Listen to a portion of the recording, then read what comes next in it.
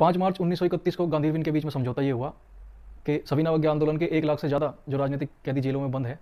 उनकी रिहाई के बदले कांग्रेस दूसरे गोलमेज सम्मेलन में बातचीत के लिए शामिल होगी। 29 मार्च को कांग्रेस का अधिवेशन था पंजाब के कराची शहर में,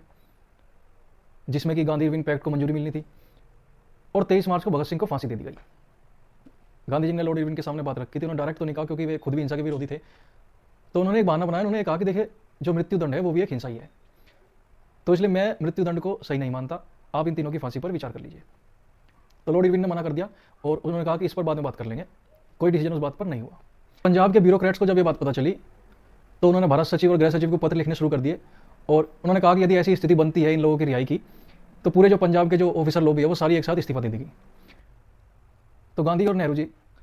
जब दिल्ली से कराची की ट्रेन में बैठ रहे थे तो उन्हें किसी ने सूचना दी कि भगत सिंह, सुखदेव, राजगुरु को कल यानी कि 23 मार्च को फांसी दे दी गई।